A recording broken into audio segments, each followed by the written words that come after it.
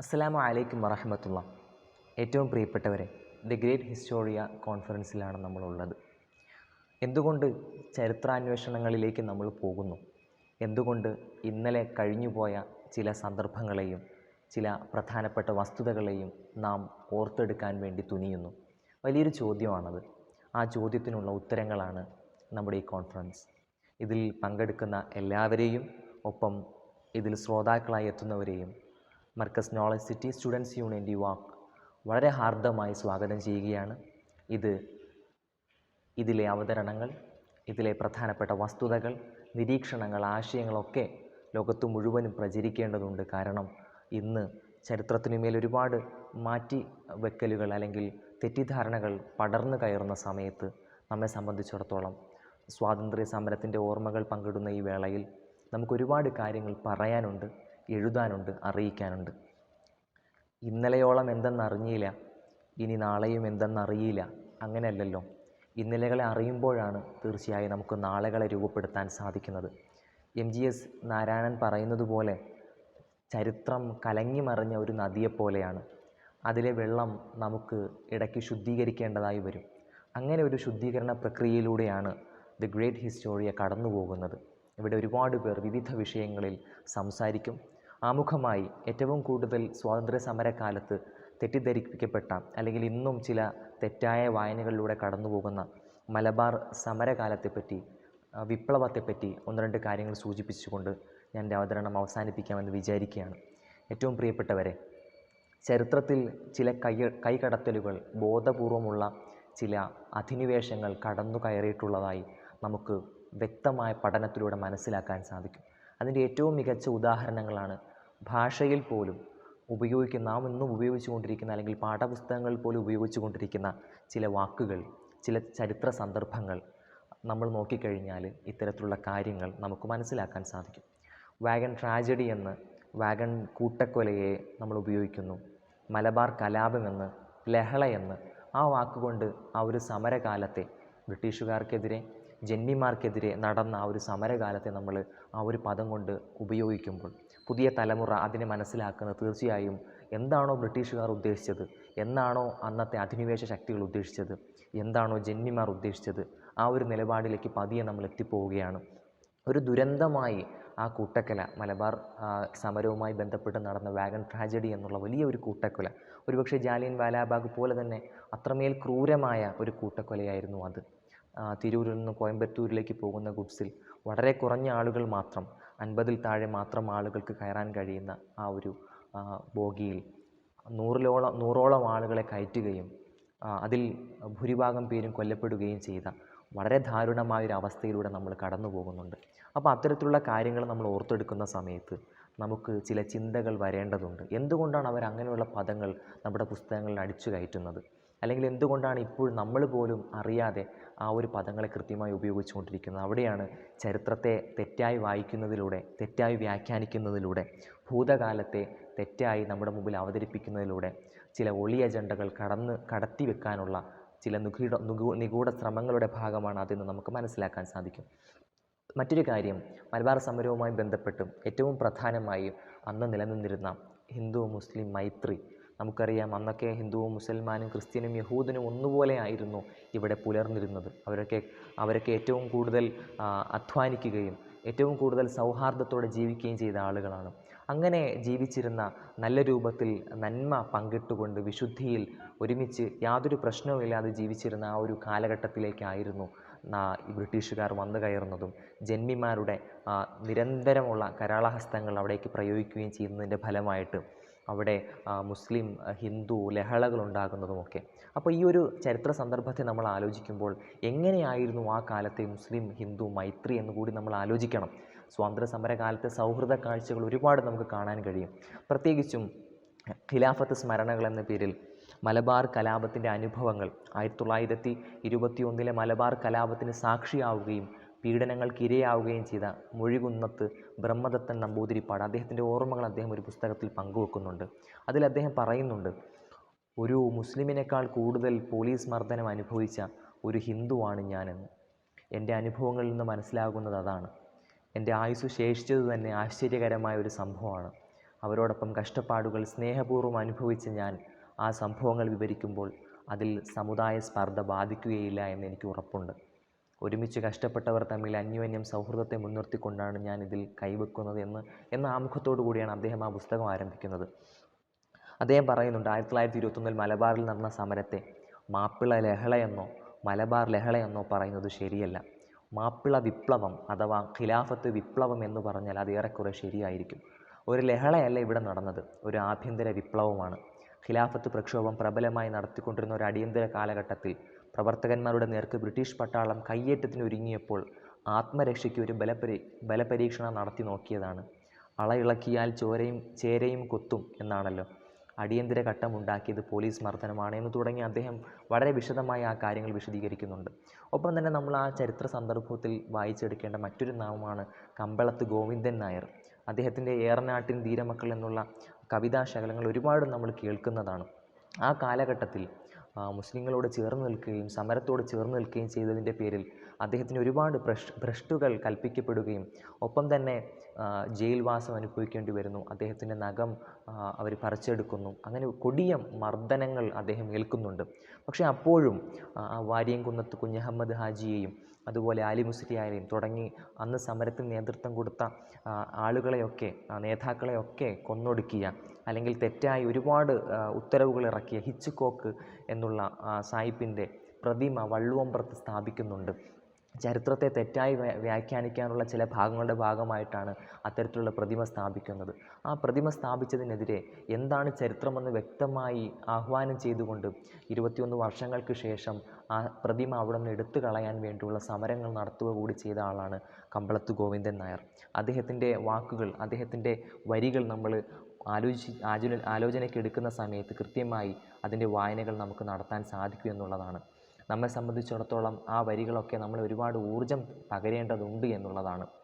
അന്ന് 21 നമ്മൾ മലയാളത്തിൽ ഒന്നു ചേർന്ന് വെള്ളയോട് എതിർത്തു നല്ല മട്ടിൽ എന്ന് പറഞ്ഞുകൊണ്ട് അദ്ദേഹം വളരെ വിശദമായി വളരെ വ്യക്തമായി എങ്ങനെയാണ് ആ കാലത്ത് മലബാർ സമരം പ്രവർത്തിച്ചിരുന്നത് എന്ന് പറയുന്നുണ്ട്. നാസറുദ്ദീൻ മണ്ണാർക്കാട് അദ്ദേഹത്തിൻ്റെ ചില വരികളിലൂടെ ഈ ഒരു കാലഘട്ടത്തെ വരച്ചിടുന്നത് നമുക്ക് കാണാൻ കഴിയും.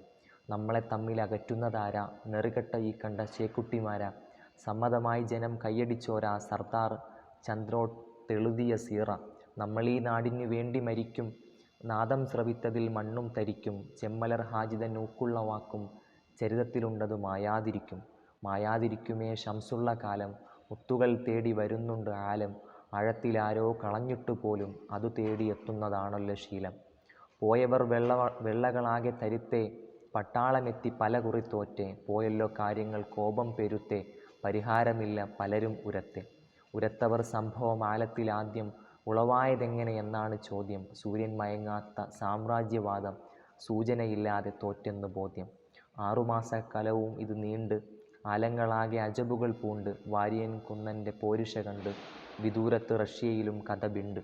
ഇങ്ങനെ തുടങ്ങി ഒരുപാട് പടപ്പാട്ടുകളും ഒരുപാട് സമരകാവ്യങ്ങളും ഒക്കെ എന്താണ് അവിടെ യഥാർത്ഥത്തിൽ നടന്നിരുന്നത് എന്ന് കൃത്യമായി നമുക്ക് വരച്ചു കാട്ടുന്നതാണ്. അപ്പോൾ കൃത്യമായി ചരിത്രം പഠിക്കുന്നതിലൂടെ മലബാർ സമരകാലത്ത് നടന്ന കാര്യങ്ങൾ നമുക്ക് മനസ്സിലാക്കാൻ സാധിക്കും.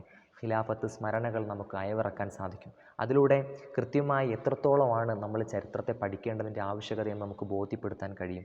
ചരിത്രത്തിൽ വേരുകൾ ഉണ്ടായാൽ മാത്രമേ നമുക്ക് കൃത്യമായ ഒരു മുന്നോട്ട് പോക്ക് കൂടി സാധ്യമാവുകയുള്ളൂ. കാരണം ഇന്ന് ചരിത്രത്തിന് മേൽ വെള്ളപൂശലുകൾ നടത്തുകയും പാഠപുസ്തകങ്ങളിൽ ഇല്ലാത്തത് കടത്തിക്കൂട്ടുകയും ഒരു ഭൂതകാലത്തെ നമ്മളിൽ നിന്ന് മായ്ച്ചു കളയാനുള്ള ശ്രമങ്ങൾ നടക്കുകയും ചെയ്യുന്നുണ്ട് എന്നുള്ളതാണ്.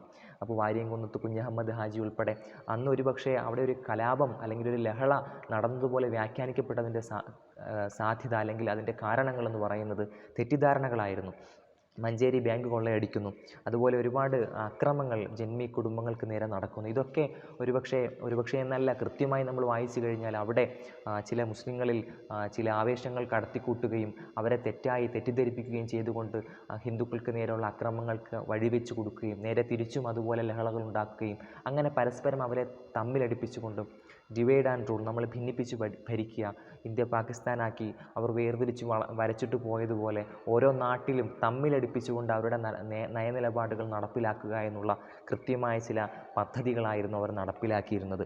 അപ്പോൾ ഒരുപാട് ദീർഘിപ്പിക്കുന്നില്ല. നമ്മെ സംബന്ധിച്ചിടത്തോളം ഈ പരിപാടിയിൽ ഒരുപാട് അവതരണങ്ങൾ നടക്കാനുണ്ട്. അത് കൃത്യമായി നിങ്ങൾ കേൾക്കുകയും അവിടെ പറയുന്ന ആശയങ്ങൾ കൃത്യമായി നമ്മൾ മനസ്സിൽ ഏറ്റെടുക്കുകയും കൂടുതൽ വായനകളിലേക്കും കൂടുതൽ പഠനങ്ങളിലേക്കും പോവുകയും ചെയ്യുക. തീർച്ചയായും ചരിത്രം പഠിക്കുന്നതിലൂടെ നമുക്ക് നമ്മുടെ നിലപാടുകൾക്ക്, നമ്മുടെ ഭാവിക്ക് ഉറപ്പുണ്ടാവുകയും നമ്മുടെ ഇടപെടലുകൾക്ക് കൂടുതൽ സ്വാധീനം കൈവരികയും ചെയ്യുമെന്ന് ഓരോരുത്തരും മനസ്സിലാക്കുക. നമ്മെ സംബന്ധിച്ചിടത്തോളം പണ്ടുകാലം മുതലേ പാകിസ്ഥാനിൽ പോകൂല, പാകിസ്ഥാനികളാകൂല, പാകിസ്ഥാനിൽ അയക്കണം നിങ്ങളെ അപ്പരിപ്പിന് വേവൂല എന്ന് തുടങ്ങി ഒരുപാട് കാര്യങ്ങൾ അന്ന് മുതലേ നമ്മൾ സമരജ്വാലകളായി പറയുന്നുണ്ട്. നമുക്കറിയാം മലബാർ കലാപത്തെക്കുറിച്ചുള്ള ഗ്രന്ഥങ്ങളിലൊന്നും പ്രത്യക്ഷപ്പെടാത്തൊരു സംഭവം 1921 ജൂലൈ 18 വള്ളുവനാട്ടെ തൂനക്കൽ എന്ന സ്ഥലത്ത് നിന്ന് കാംനോദാർ കർഷകരുടെ ഒരു യോഗത്തെ സംബന്ധിച്ചിട്ടുള്ളതാണ്. NB അഹമ്മദ് എന്ന മരവ്യവസായിയുടെ വീട്ടിൽ ചേർന്ന യോഗത്തിൽ 800ഓളം ഹിന്ദുക്കളും മുസ്ലിങ്ങളുമായ കാംനോദാർ കർഷകർ പങ്കെടുത്തു. ഇങ്ങനെ തുടങ്ങി ഒരുപാട് ഉദാഹരണങ്ങൾ, അവരൊരുമിച്ച് നിന്നതിൻ്റെ ഒരുപാട് ഉദാഹരണങ്ങളുണ്ട്. അപ്പോൾ പുതിയ കാലത്ത് ഒരു വിഭാഗത്തെ വർഗീയവാദികളാക്കി ചിത്രീകരിക്കാനുള്ള ഇടപെടലുകൾ നടക്കുന്നു. അവിടെയാണ് വർഗീയവാദികളും അല്ല, വർഗീയവാദം പാടില്ല, വർഗീയം വാദിക്കാനുള്ള ലക്ഷ്യം ഞങ്ങളെ മാർഗത്തിലില്ല എന്ന് ശക്തമായി പറയുന്ന ചരിത്രത്തെ നമ്മൾ വായിക്കേണ്ടതുള്ളത്. അതുകൊണ്ട് ചരിത്രം നന്നായി പഠിക്കാൻ സാധിക്കട്ടെ, ചരിത്രത്തിൽ വേരുകൾ ഉണ്ടാക്കാൻ നമുക്ക് സാധിക്കട്ടെ എന്ന് മാത്രം ആശംസിച്ചുകൊണ്ട് ഈ പരിപാടി ഉദ്ഘാടനം ചെയ്തതിനു വേണ്ടി ബഹുമാനപ്പെട്ട ഉമറുൽ ഫാറൂഖ് സഖാഫി ഉസ്താദിനെ ആദരപൂർവ്വം ക്ഷണിക്കുന്നു.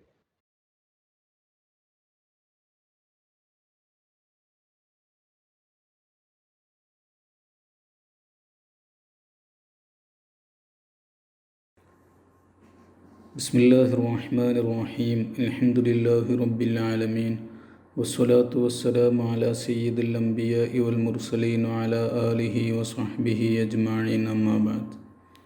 1947 നമുക്ക് ലഭിച്ച സ്വാതന്ത്ര്യം അത് ധാരാളം സമരങ്ങളുടെയും പോരാട്ടങ്ങളുടെയും പ്രക്ഷോഭങ്ങളുടെയും വിപ്ലവങ്ങളുടെയും അനന്തരഫലമായിട്ടാണ് ലഭിച്ചത് എന്നെല്ലാവർക്കും അറിയാം. യഥാർത്ഥത്തിൽ ഇന്ത്യ ചരിത്രത്തെ നമ്മൾ വിശദമായി പരിശോധിക്കുമ്പോൾ 1857 ശേഷമുള്ള ചരിത്രമാണ് കൂടുതലും കാണാൻ കഴിയുക. പക്ഷെ അതിനു മുമ്പും ഏകദേശം 350ലധികം വർഷക്കാലം പാശ്ചാത്യ ശക്തികൾ, പോർച്ചുഗീസുകാർ, ഫ്രഞ്ചുകാർ, ഹോളണ്ടുകാർ, ബ്രിട്ടീഷുകാർ ഇവരൊക്കെ ഇന്ത്യ ഭരിച്ചിട്ടുണ്ട്. 1498 കോഴിക്കോട് വാസ്കോഡി ഗാമ വന്നിറങ്ങി. അന്ന് മുതൽ ഇന്ത്യയിലെ ഒരു പ്രദേശത്തല്ലെങ്കിൽ മറ്റൊരു പ്രദേശത്തുള്ള ജനങ്ങൾക്ക് വ്യത്യസ്തമായ പീഡനങ്ങൾ അവരെ ഏൽപ്പിച്ചുകൊണ്ടേയിരുന്നു. അവരെ പ്രതിരോധിക്കുന്നവരെ അവർ വളരെ ശക്തമായി പീഡിപ്പിച്ചു. അവർ സാമ്രാജ്യത്വത്തിൻ്റെ മറവിൽ മതപരമായിട്ടുള്ള പീഡനങ്ങൾക്ക് നേതൃത്വം കൊടുത്തു, മതപരിവർത്തനത്തിന് നേതൃത്വം കൊടുത്തു. സ്വാഭാവികമായിട്ടും മറ്റു മതക്കാർ അതിനെതിരെ ശക്തമായിട്ട് ജാഗ്രത പാലിച്ചു. അപ്പോൾ അവരെ അടിച്ചൊതുക്കാനുള്ള ശ്രമങ്ങൾ, സ്വദേശീയരായ മറ്റു മതവിഭാഗങ്ങളെ അടിച്ചൊതുക്കാനുള്ള ശ്രമങ്ങൾ നടന്നു.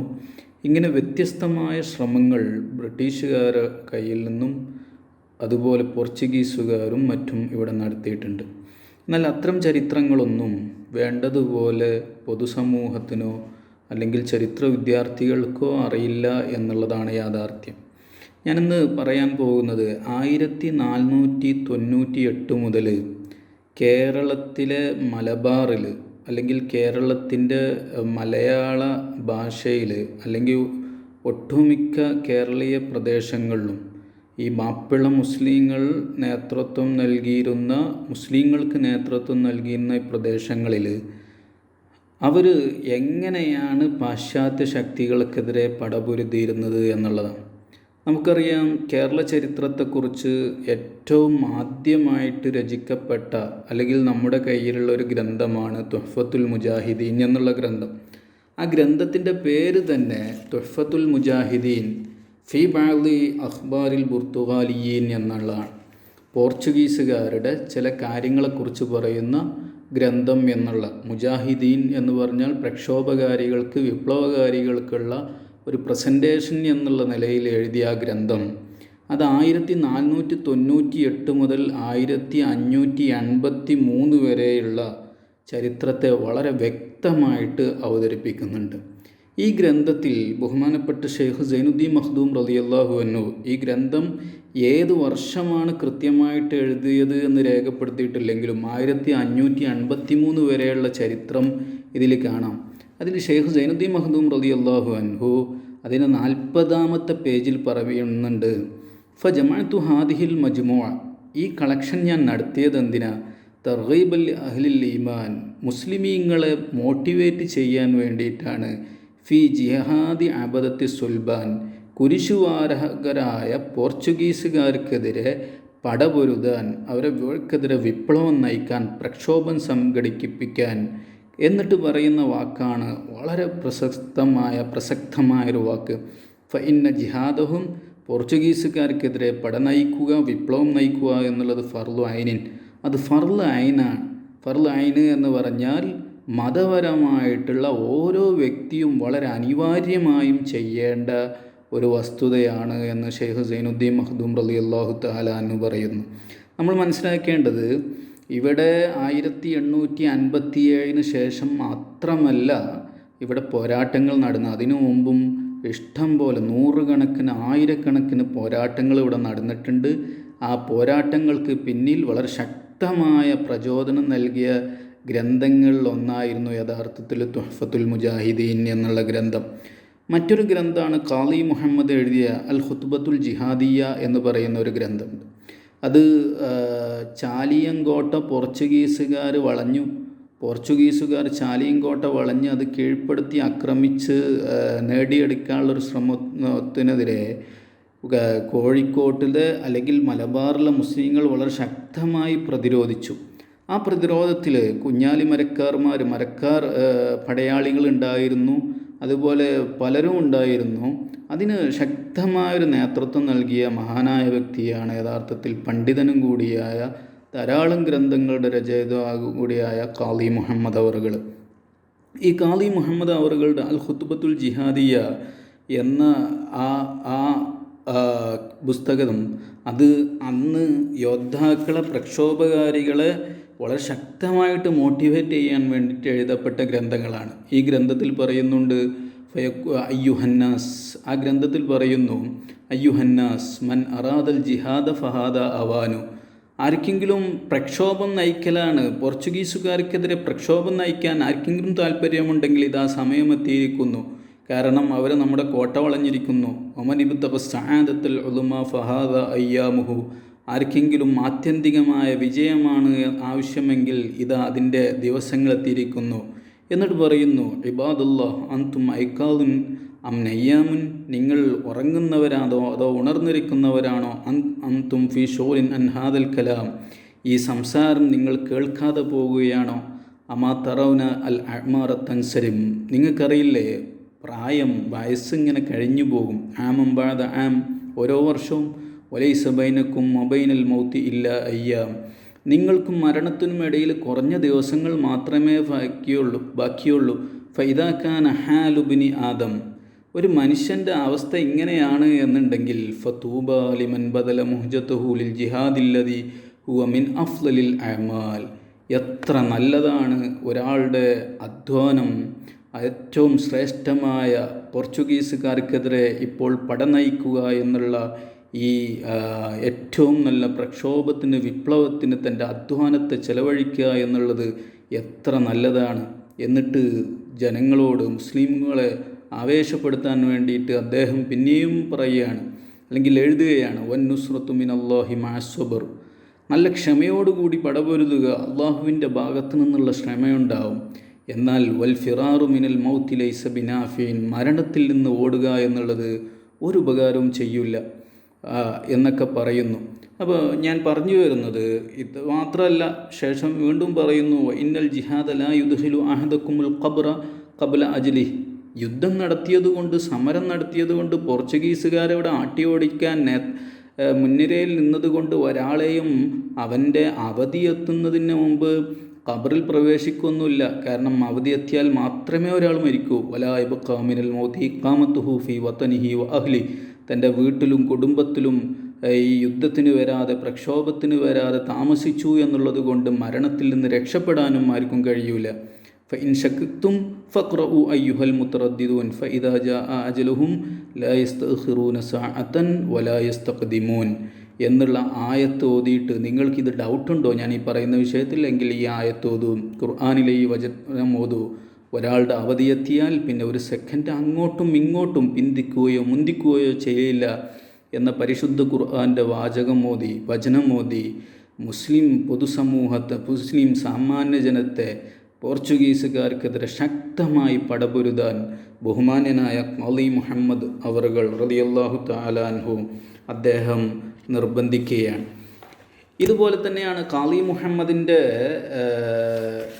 മുഹമ്മദും അതുപോലെ തുഹ്ഫത്തുൽ മുജാഹിദീനും ഒക്കെ വരുന്നതിന് മുമ്പ് പദ്യത്തിൽ വന്ന ഒരു കിതാബാണ്, ഒരു ഗ്രന്ഥമാണ് യഥാർത്ഥത്തിൽ ഷെയ്ഖ് സൈനുദ്ദീൻ മഖ്ദൂം അൽ കബീർ റളിയല്ലാഹു തആല അൻഹുവിൻ്റെ ഖസീദത്തു തഹ്രീദ് അഹ്ലിൽ ഈമാൻ അലാ ജിഹാദി അബദത്തി സ്വൽബാൻ എന്ന് പറയുന്നത്. ആ ഖസീദയുടെ പേരെന്നെ കുരിശുവാഹകരായ പോർച്ചുഗീസുകാർക്കെതിരെ പടപൊരുതാൻ വേണ്ടി വിശ്വാസികളെ മോട്ടിവേറ്റ് ചെയ്യുന്ന ഖസീദ എന്നാണ് ആ ഖസീദയുടെ രത്ന ചുരുക്കം തന്നെ. ഈ ഖസീദയിലും വളരെ വ്യക്തമായിട്ട് ബഹുമാനപ്പെട്ട ഷെയ്ഖ് സൈനുദ്ദീൻ മഖ്ദൂം അൽ കബീർ റളിയല്ലാഹു അൻഹു വളരെ വിശദമായിട്ട് യുദ്ധം ചെയ്യേണ്ട അല്ലെങ്കിൽ ഈ ശത്രുക്കളെ ഇവിടുന്ന് തുരുത്തേണ്ടത് മതപരമായൊരു ബാധ്യതയാണ് എന്ന് പറയുന്നുണ്ട്. ആ ഗ്രന്ഥത്തിൽ പറയുന്നു, ജിഹാദുഹും ഫർളു ഐനിൻ അലാ കുല്ലി മുസ്ലിമിൻ ഖൈവിയ്യിൻ ബിനഫ്സിൻ സുമ്മദാദിൻ വഉദ്ദത്തി. ഈ പോർച്ചുഗീസുകാർക്കെതിരെ ജിഹാദ് നടത്തുക, സമരം നടത്തുക, പ്രക്ഷോഭം നടത്തുക എന്നുള്ളത് ഫർളു ഐനിൻ, അത് ഒരു വലിയ ബാധ്യതയാണ്, മതപരമായ തന്നെ ഒരു ബാധ്യതയാണ്. അലാ കുല്ലി മുസ്ലിമിൻ, ഓരോ വിശ്വാസിയുടെ മേലും, ഖവിയ്യിൻ ബിനഫ്സിൻ, സ്വന്തമായി ആരോഗ്യമുള്ള, സുമ്മസാദിൻ വഉദ്ദത്തി, അത്യാവശ്യം ഭക്ഷണവും ആയുധ സന്നാഹമൊക്കെ ഉള്ള ആളുടെ മേൽ നിർബന്ധമാണ്. ഹത്ത അലാ അബ്ദിൻ ബിലാ ഇദ്നി സയ്യിദി, അടിമ സമ്പ്രദായമുള്ളൊരു കാലഘട്ടത്തിലാണ് ഇത് എഴുതുന്നത്. അപ്പോൾ അടിമയ്ക്ക് വരെ ഈ യുദ്ധത്തിൽ പങ്കെടുക്കാം, സയ്യിദിൻ്റെ ഉടമയുടെ സമ്മതം പോലും ഇല്ലാതെ പങ്കെടുക്കാം.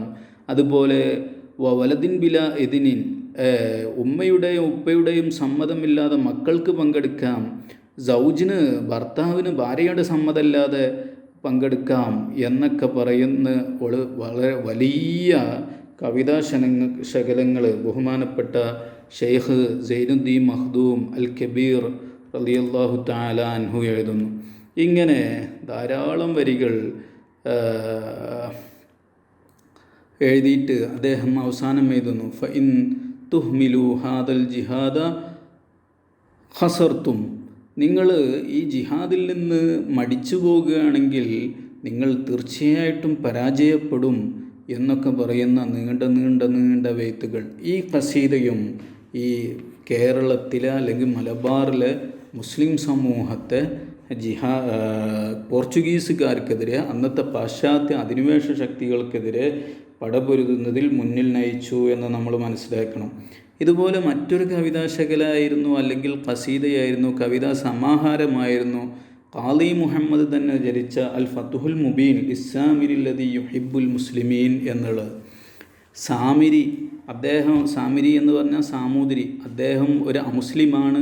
ഒരു അമുസ്ലിമായൊരു സാമൂതിരിയെ സപ്പോർട്ട് ചെയ്യാനും അദ്ദേഹത്തെ പിന്തുണയ്ക്കാനും അദ്ദേഹത്തിന് പ്രാർത്ഥന നടത്താനും ലോക മുസ്ലിങ്ങളെ മോട്ടിവേറ്റ് ചെയ്യുന്ന രൂപത്തിൽ എഴുതപ്പെട്ട ഒരു ഗ്രന്ഥമാണ്, കവിത സമാഹാരമാണ് യഥാർത്ഥത്തിൽ ഫത്തുഹുൽ മുബീൻ എന്നുള്ള ഗ്രന്ഥം.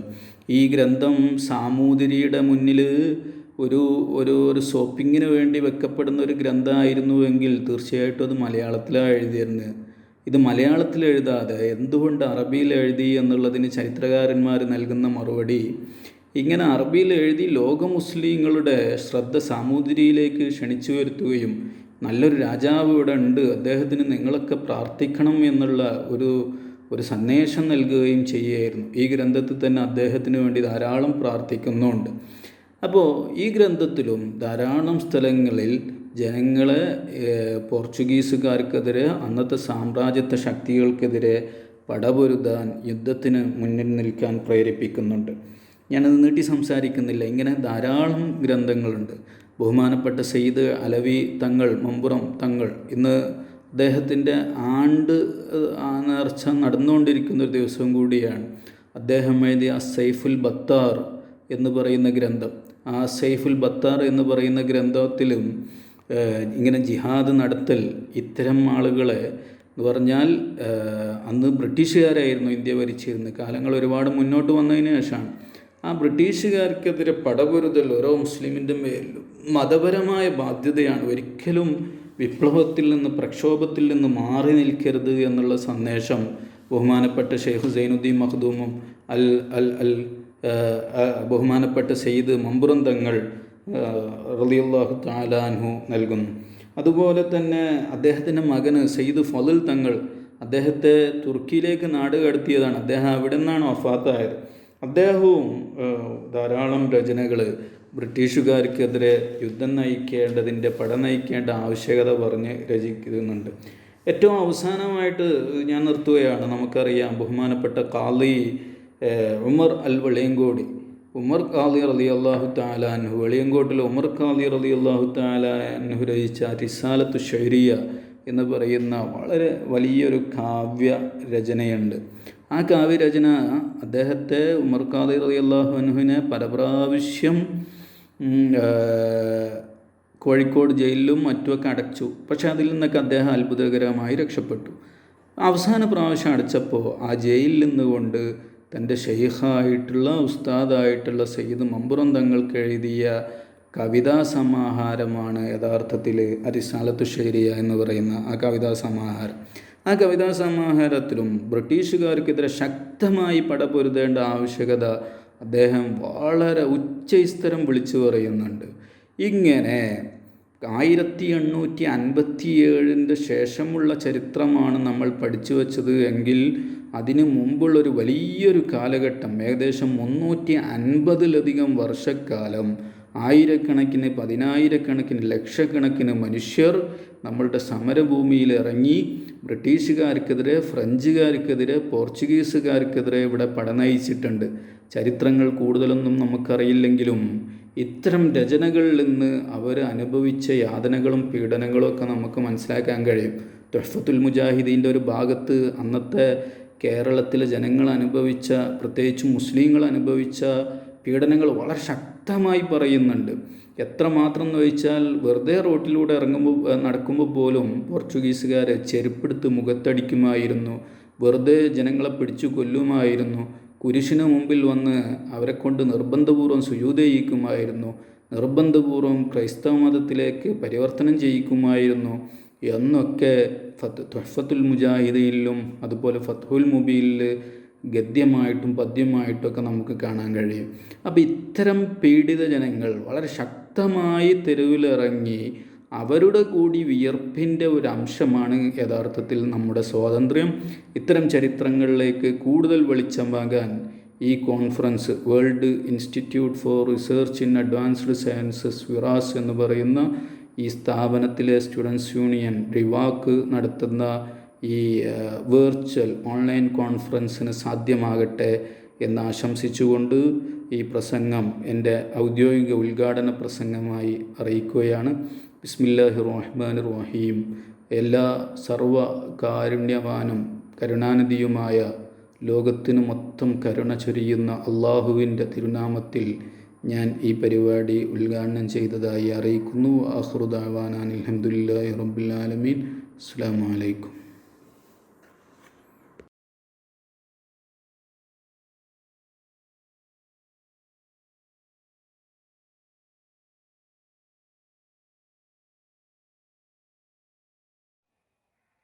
The different track of an unknown legend, Hyder Ali in freedom struggle.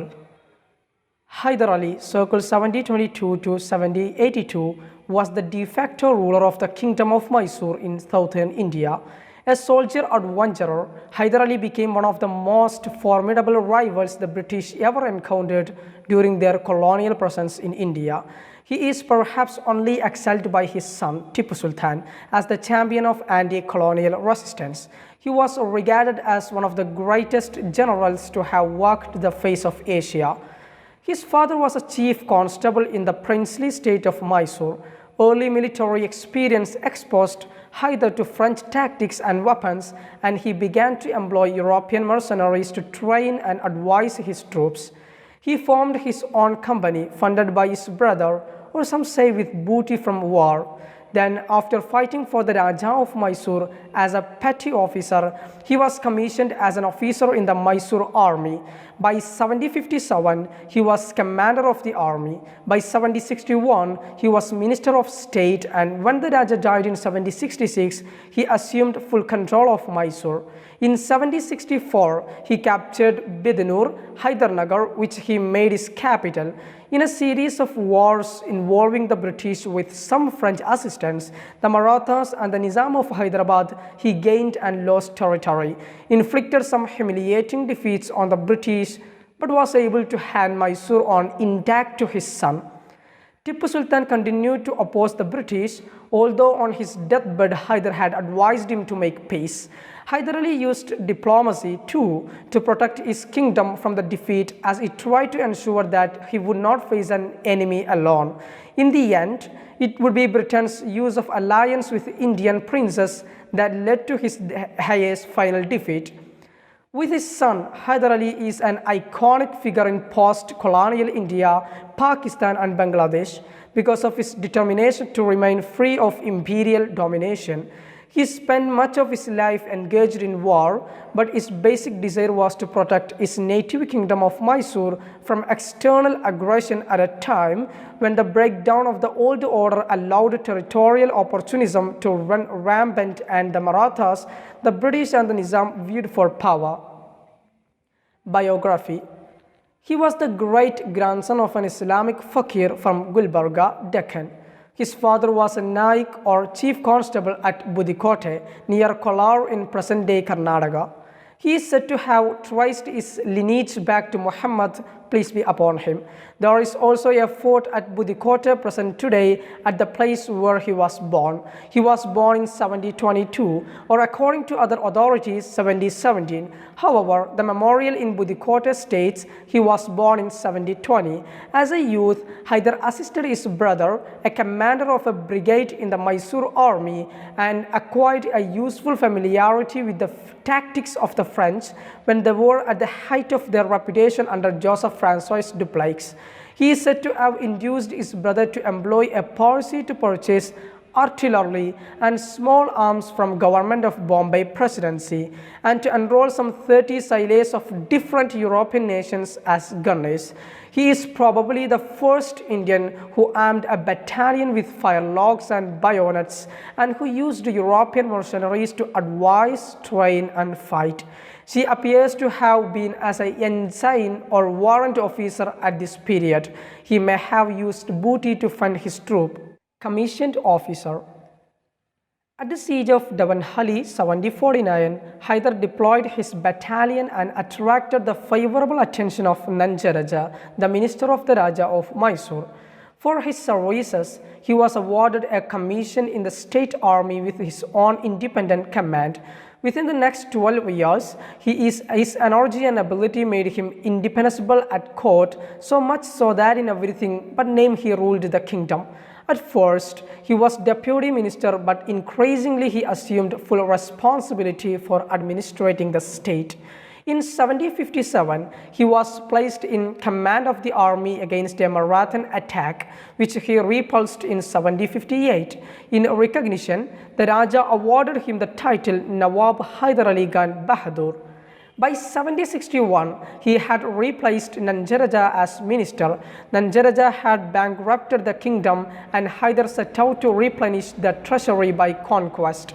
Some accounts say that Hyder Ali placed the Raja under the house arrest, others that his de facto assumption of power was condoned by the ruler. He appears to have made the administration more efficient. Certainly, when the Wadiyar Raja died in 1766, Hyder Ali succeeded him, but as a Muslim, he was known as a Sultan, not as a Raja. He is usually referred to as a usurper, but at the time, his succession does not appear to have been regarded as illegitimate. For some time, real power had been exercised by the Minister of State, not by the Raja. Conquest of the Canara. In 1763, he conquered Canara, a region that had been ruled by feudal chiefs, seized their treasuries and decided to make Hydernagar his own capital. In 1765, he inflicted a defeat against the Maratha forces on the Malabar coast, then conquered Calicut. He now attracted the attention of the British in Madras, who in 1766 entered an agreement with the Nizam of Hyderabad and with the Marathas to supply with his troops to use against their common enemy. Hyder Ali, however, learning of this triple alliance against him, thwarted the plan by inducing the Marathas to detect. He paid them off. Hyder Ali was skillful in building up his military capacity, actually dominating the market for horses, cannon and foreign military officers, especially the French, who trained his troops in Western techniques. First Anglo-Mysore War. Instead, he took Mangalore and inflicted a humiliating defeat on the British Bombay army. However, the British struck back and consequently Hyder lost a fleet he had just built as well as forts on the western coast. Quite willing to engage in diplomacy, he sued for peace. When the British declined, he again drew on his military skill to reverse the situation, taking his army to within a few miles of Madras and breaking a British siege at Bangalore. By April 1769, the British were willing to enter a treaty of mutual protection, which meant that if the Marathas retaliated for their earlier defeat, the British would help. If the British were attacked, he would assist.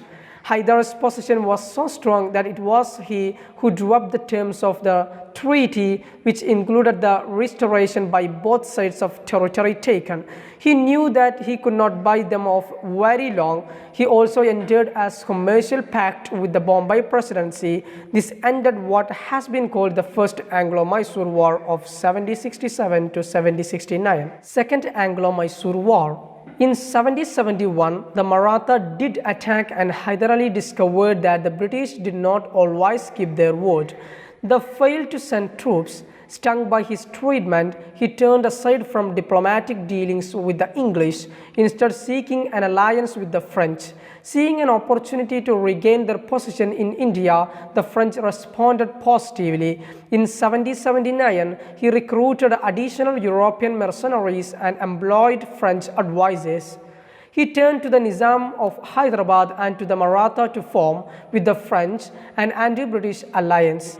He was further enraged when the British occupied the town of Mahe, which was a French concession but within its jurisdiction. They had requested permission to take the town from the French, but Hyder had refused.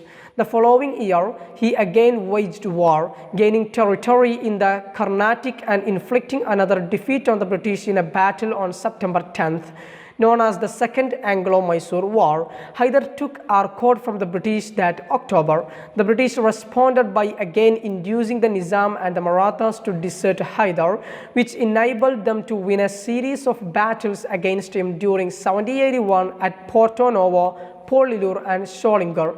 At the first of these conflicts, Hyder lost at least 10,000 men. Aided by the French, his son Tipu Sultan led an attack on the British in 1782 at the Kolaroon River, where they defeated a small British contingency.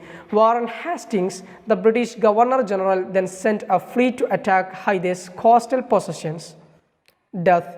Although he sent Tipu to seek French help, they did not materialize before his sudden death from cancer in 1782. The French did see this an opportunity to regain their position in India, but were unable to deploy enough troops to make a real difference to the outcome of the war.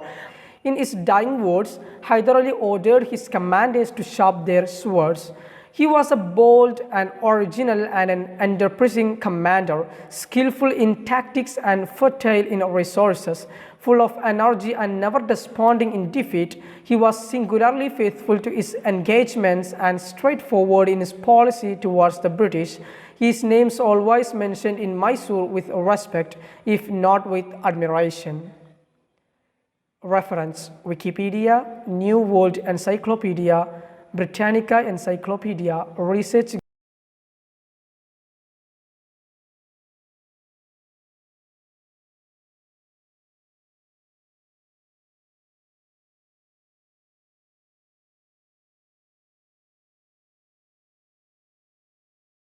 അസ്സലാമു അലൈക്കും വറഹ്മത്തുള്ളാഹി തആല വബറകാതുഹു. Indian സ്വാതന്ത്ര്യ സമര ചരിത്രത്തെക്കുറിച്ച് പഠിക്കുമ്പോൾ 19-ാം നൂറ്റാണ്ടിലെ British ഗവൺമെൻറ്റിന് നേരിടേണ്ടി വന്ന അതിശക്തനായ പോരാളിയാണ് മലബാറിലെ മുസ്ലിം നേതൃത്വത്തിൽ പങ്കുവഹിച്ചിരുന്ന ഹസ്രത്ത് വെളിയങ്കോട് ആഷിഖുർ റസൂൽ ഉമർ ഖാദി റഹ്മത്തുള്ളാഹി അലൈഹി. തികഞ്ഞ ബ്രിട്ടീഷ് വിരോധിയും യൂറോപ്യൻ അധിനിവേശ ശക്തികളോട് തൻ്റെ നിലപാട് സന്ധിയില്ലാ സമരത്തിലൂടെ, നികുതി നിഷേധത്തിലൂടെ, നിസ്സഹകരണ പ്രസ്ഥാനത്തിലൂടെ അറിയിക്കുകയും ചെയ്ത ഒരു പ്രഗത്ഭ വ്യക്തി. നിസ്സഹകരണ പ്രസ്ഥാനത്തെക്കുറിച്ച് പിന്നീട് ഏറെ ചർച്ച ചെയ്യപ്പെടുകയും ഗാന്ധിജി പോലും ആ ഒരു റോൾ മോഡൽ അനുകരിക്കുകയും ചെയ്തു എന്ന് പറയുമ്പോൾ സ്വതന്ത്ര സമര സേനത്തിലെ നായികക്കല്ലായി മാറുകയാണ് ഉമർ ഖാദിയുടെ ചരിത്രം. 1763 പാതിയാരകത്ത് അൽ ഖാദി അലി മുസ്ലിയാരുടെയും കാക്കത്തറ തറവാട്ടിലെ ആമിനയുടെയും മകനായിട്ടാണ് ഉമർ ഖാദി റഹ്മത്തുള്ളാഹി അലൈഹി മണ്ണിൽ പിറക്കുന്നത്. 1498 വാസ്കോ ഡ ഗാമയും സംഘവും ആദ്യമായി കേരളത്തിലേക്ക് കാലുകുത്തുന്നത്. അതിൻ്റെ പിന്നിലും മറ്റൊരു ചരിത്രം ഒളിഞ്ഞുകിടക്കുന്നുണ്ടായിരുന്നു. എന്തെന്ന് വെച്ചാൽ മിസ്റ്റർ പോപ്പിൻ്റെ പ്രത്യേകമായ മതവിധിയെ തുടർന്നാണ്, അതായത് കത്തോലിക്ക മതത്തിൻ്റെ സന്ദേശം ലോകത്തിൻ്റെ നാനാഭാഗത്തേക്കും എത്തിക്കണമെന്ന മിസ്റ്റർ പോപ്പിൻ്റെ പ്രത്യേകമായ ഒരു മതവിധിയാണ് വാസ്കോ ഡ ഗാമയും സംഘത്തെയും സത്യത്തിൽ മലബാറിലേക്ക് കാലുകുത്താനുണ്ടായ കാരണം. അതുമുതലാണ് ഇന്ത്യൻ സ്വാതന്ത്ര്യത്തിൻ്റെ ചരിത്രം ആരംഭിക്കുന്നത്. വലിയ രീതിയിലുള്ള പ്രക്ഷോഭങ്ങളും കലഹങ്ങളും അന്നത്തെ രാജാവായ സാമൂതിരിയോടുകൂടി ചേർന്നുകൊണ്ട് തന്നെ മാപ്പിള സമുദായം ബ്രിട്ടീഷുകാർക്കെതിരെ പോരാടുകയും നിർണായക പങ്കുവഹിച്ച കുഞ്ഞാലിമാരുടെ യുദ്ധതന്ത്രത്തിന് മുന്നിൽ ബ്രിട്ടീഷുകാർക്ക് ഒരു ചെറുത്തുനിൽപ്പ് സാധ്യമല്ല എന്ന് മനസ്സിലാക്കിയതോടെ കുഞ്ഞാലിമാരിൽപ്പെട്ട 3 കുഞ്ഞാലിമാരെയും ചതിയിലൂടെ വകവരുത്തുകയാണ് ബ്രിട്ടീഷ് ഭരണകൂടം ഇവിടെ ചെയ്തു വച്ചത്. പിന്നീടും പ്രക്ഷോഭങ്ങളും കലഹങ്ങളും വീണ്ടും ഉടലെടുക്കുകയും അതിനുശേഷമുള്ള ടിപ്പു സുൽത്താൻ്റെ മലബാറിലെ ഭരണപരിഷ്കരണങ്ങളും പടയോട്ടവുമെല്ലാം വീണ്ടും ബ്രിട്ടീഷുകാർക്ക് സമാധാനമുണ്ടായില്ല.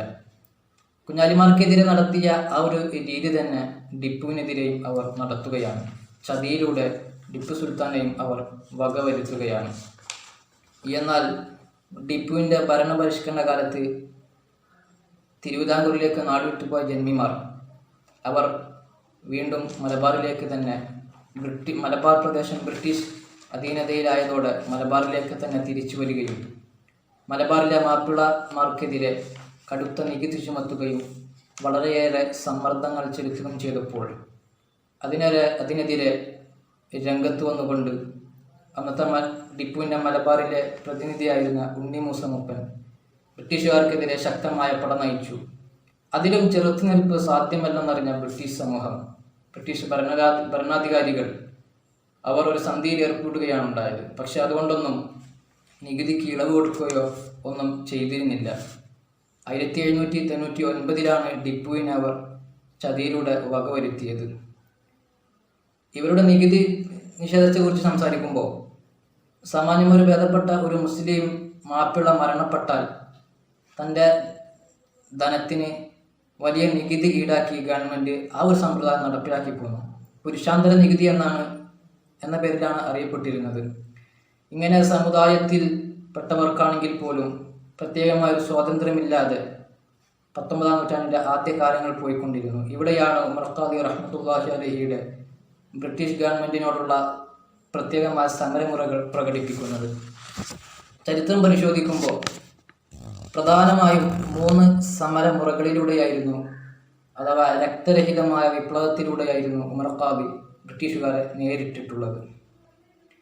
ഉമർ ഖാദി റളിയല്ലാഹു അൻഹുവിൻ്റെ സമരരീതികൾ അങ്ങനെയായിരുന്നു. നികുതി നിഷേധം, നിസ്സഹകരണ പ്രസ്ഥാനം. നമുക്കറിയാം, ഗാന്ധിജിയൊക്കെ നോൺ കോർപ്പറേഷൻ മൂവ്മെൻറ്റ് നിസ്സഹകരണ പ്രസ്ഥാനം ആരംഭിക്കുന്നത് തന്നെ 1920 അതിനെയും എത്രയോ വർഷങ്ങൾക്ക്, ഏകദേശം 100 വർഷങ്ങൾക്ക് മുമ്പാണ് ഉമർ ഖാദി റഹ്മത്തുള്ളാഹി അലൈഹി നിസ്സഹകരണ പ്രസ്ഥാനവുമായി മുന്നോട്ട് വരുന്നത്.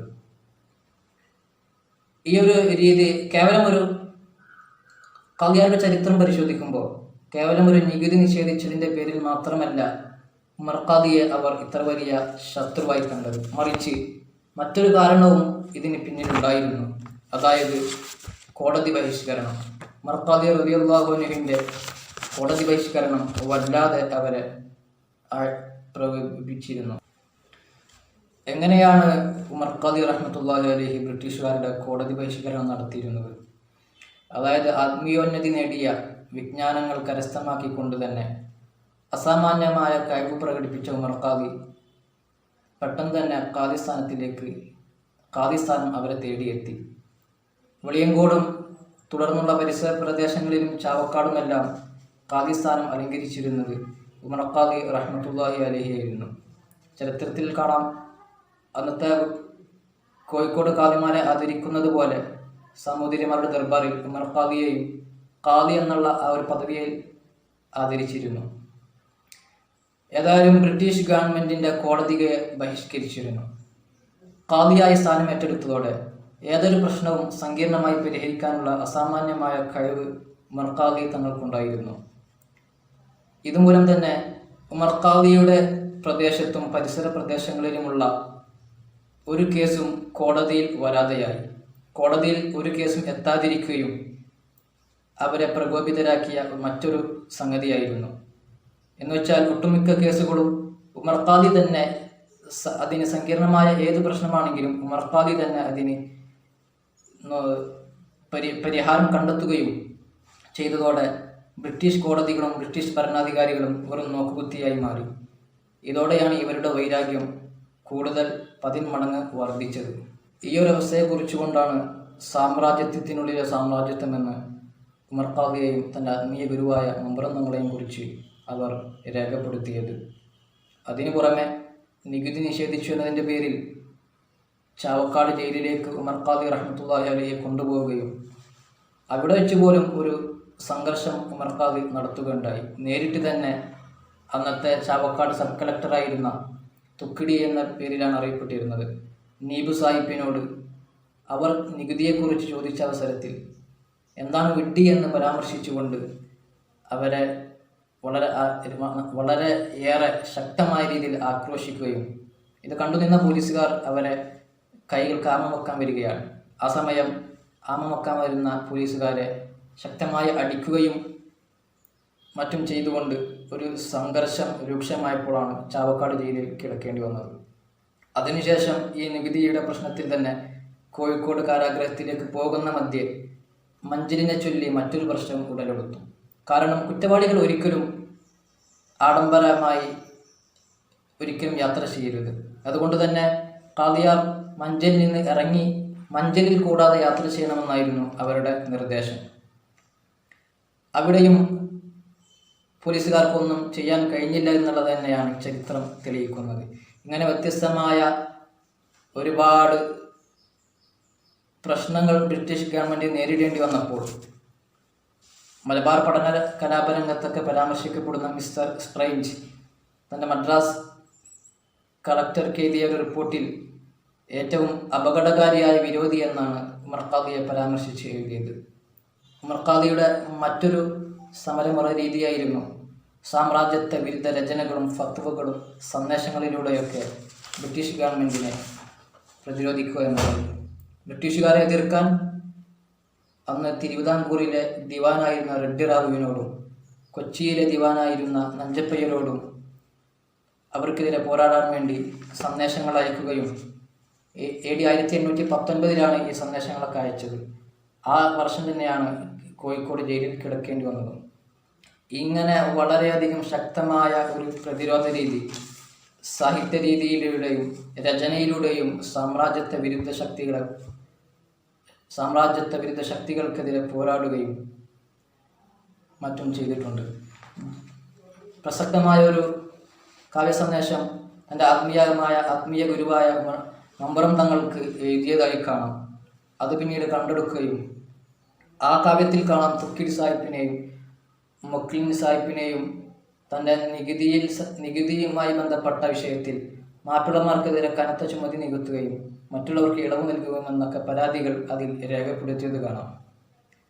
എന്നാൽ ഇവിടെ നാം ചിന്തിക്കേണ്ടത് ആ കാലത്ത് ബ്രിട്ടീഷുകാരോട് മാത്രമായിരുന്നില്ല തൻ്റെ സാഹിത്യ രചനയിലൂടെയുള്ള സമരമുറ പ്രകടിപ്പിച്ചത്. അന്ന് കൊണ്ടോട്ടിയിൽ ഉടലെടുത്ത ഷീ പ്രസ്ഥാനത്തിനെതിരെയും കാവ്യങ്ങൾ രചിച്ചുകൊണ്ട് അദ്ദേഹം തൻ്റെ നിലപാട് വ്യക്തമാക്കിയിട്ടുണ്ട്. മാത്രമല്ല, ആ കാലത്ത് തന്നെ മതപണ്ഡിതർക്കിടയിൽ ചില ഭിന്നിപ്പുകൾ പ്രകടമായപ്പോൾ അവർക്കെതിരെയും തിരിഞ്ഞുകൊണ്ട് കാവ്യരീതിയിൽ തന്നെ തൻ്റെ നിലപാട് വ്യക്തമാക്കിയ വ്യക്തിയാണ് ഉമർ ഖാദി റഹ്മത്തുള്ളാഹി അലൈഹി. ഇങ്ങനെ ഇത്രയധികം ശക്തമായി നേരിടേണ്ടി വന്ന ഉമർ ഖാദിയുടെ ചരിത്രം സ്മരണീയമാണ്. അവരുടെ ചരിത്രം രേഖപ്പെടുത്താതെ സ്വാതന്ത്ര്യ സമരത്തിൻ്റെ ചരിത്രം കടന്നു പോകുന്നില്ല എന്നത് തന്നെയാണ് മിസ്റ്റർ സ്ട്രേഞ്ചിൻ്റെ പരാമർശങ്ങളിലൂടെ നമുക്ക് കാണാൻ കഴിയുന്ന ഒരു വസ്തുത. അതുകൊണ്ട് കൂടുതൽ ഉമർ ഖാദിയെ പറ്റി പഠിക്കുകയും അവരുടെ മറ്റു സമരമുറകളെക്കുറിച്ചും നാം ഏറെ ചർച്ച ചെയ്യപ്പെടേണ്ട ഒരു വിഷയം തന്നെയാണ് എന്ന് പറഞ്ഞുകൊണ്ട് അവസാനിപ്പിക്കുകയാണ്. അസ്സലാമു അലൈക്കും വറഹ്മത്തുള്ളാഹി തആല.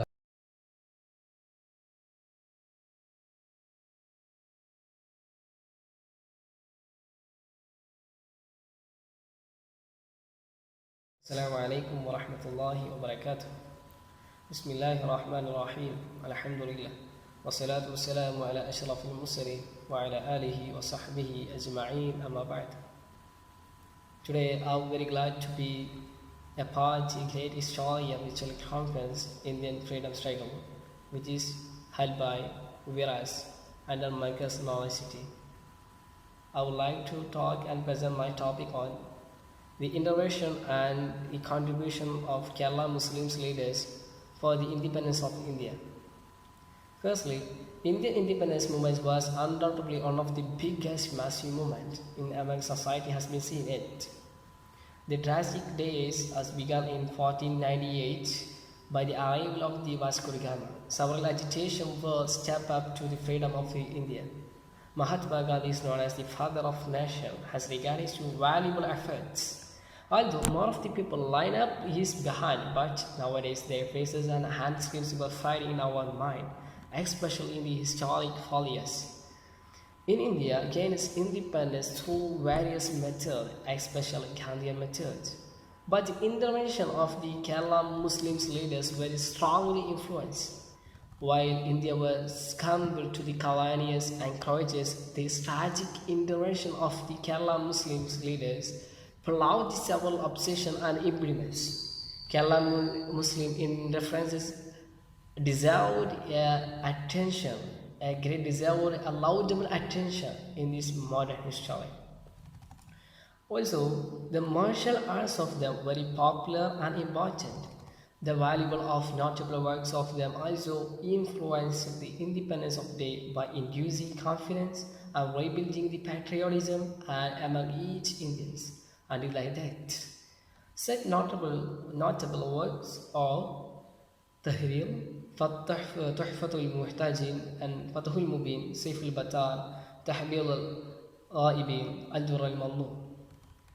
The intervention of the Zaid al-Makhdum first, Zaid al-Makhdum second, and Kunyali Marikars, that is very eminent and remarked in history. So my dear friends, we want to talk about the Kerala Muslims leaders. The first Islamic leader is Zainuddin Makhdum first. Who was Zainuddin Makhdum first? He born in 1467 and he had his study in Kochi and Calicut and Egypt. After his graduation from Al-Azhar University, Egypt, he came back to home and he fought against the Portuguese because the Portuguese were raping Muslim women and assassinating the Muslims without any reason and burned the Quran. And also he worked with the Zamani, and also his agitation method is with unarmed. He had a notable work which is named Tahrir. It has 177 lines. It is explained the brutality of the colonial days. Once he says that I cannot explain, I cannot talk about the foreigners with my tongues because their disease is very abysmal. So they were very high, the foreign colonials and encourages. So we want to go to the next person, which named Zainuddin Makhdum II. He born 1517. He had a very Islamic scholar. He had a good notable work in Islamic jurisprudence of the Imam Shafi madhab.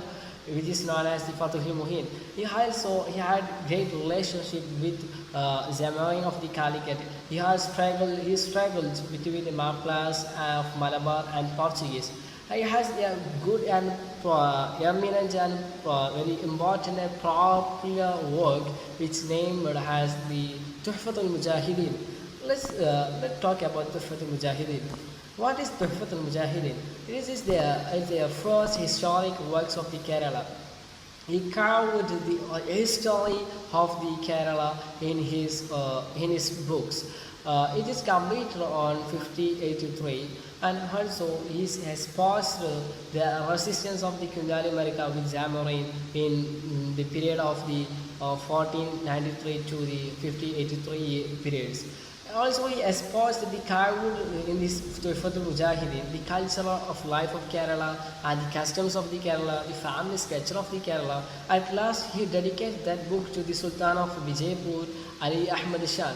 So we can divide the Tuhfatul Mujahideen into 4 parts. The first part is discussing about the Islamic concept of jihad, and second part is discussing about the customs of the Hindus. The other part is discussing about the against the Portuguese army forces, and the last parts of the last 14 chapters narrate the history of the Portuguese. Nowadays we can available of the translation of this book. The Muhammad Faris is translated to Paris, and also Anison is also translated to English, and the Lob translate the 4th part into the Portuguese language. And M.J. Roldanson also translated very fully in English, and also in Latin, French, Spanish translation available now. In India, the Muhammad Hussain Ainas translated in English language, and Shamsullah Qadri translated his work to Urdu. So it is very important and notable work in our society. So let me discuss the Kunjali Marikar era. The Kunjali Marikar is not a particular person, it is a group of persons, because these names, the Kunjali Marikar is the title which is given the Zamorin of the Calicut. So there is 4 Kunjali Marikars. First Kunjali Marikar is says about that is very indirect, is attacked very indirectly. So he used the method of the guerrilla method. What means of guerrilla method? The guerrilla method means that a person who is attacked quickly and run away from there. So his attackings and his deeds shock the colonials.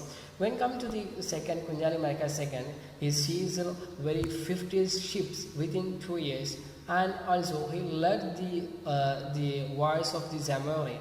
The old wars being to be success, and at last they will conduct more wars. So the economic stability of Zamorin was fall down because they consuming for more wealth for the wars. At last they faced the economic crisis. When we move to the Kunjali Marika third, there is an advisor of the Zamorin. It's the advisor of the war of the Zamorin, and also he built a fort in Cortical.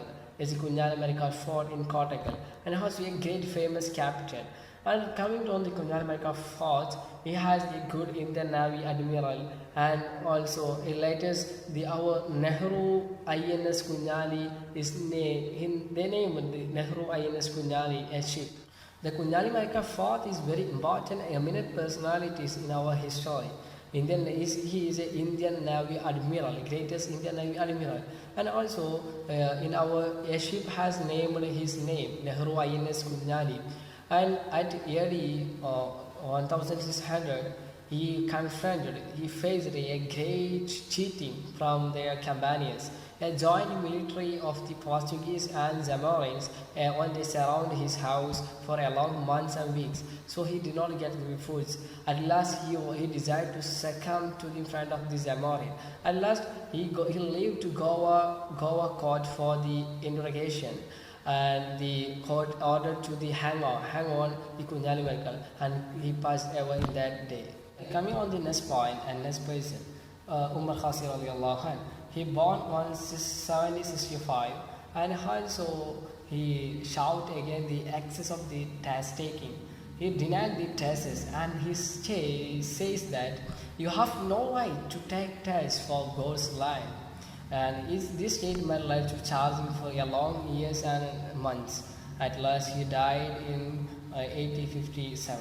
Coming on the next person, Mamburam he came to Kerala at 17th age and agitated against the British colonials, and he shouted against the exit taxes and evacuation of the natives, and he started an open fight against the British in 1792, and he also held a Majeri movement in 1817, and he also get the charging order, and he also participated in Chor fight, and he also write a pamphlet, Saiful Batar.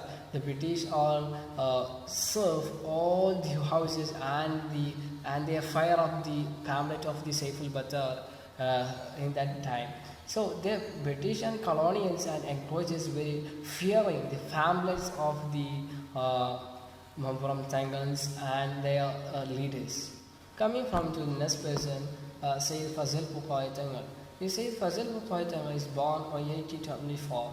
He had responsibility of the Malabar Muslims, and also he had great intervention in socio-economic and socio-cultural, socio-customs movements in Kerala, and he also author of the Ad-Durrul Mandub, and he also writing a pamphlet at Tanbih al-Ghafilin. In Tanbih al-Ghafilin, he unveiled the exploitation of the British and the brutality deeds of the British, and also he explained the Islamic perspectives of the jihad against the British, and also called the peoples to come forward to agitate against the British. And also the Ad-Durrul Mandub has a great work of the Sayyid Fazil Bukhari Tangal.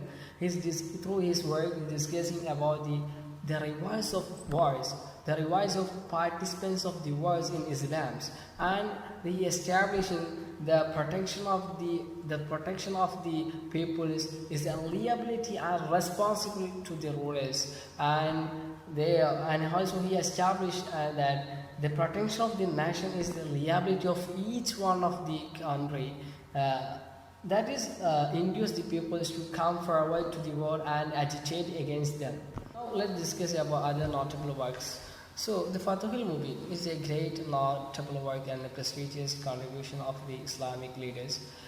It is written by the author of the Muhyiddin Mala, the Qali Muhyiddin Abdul Aziz.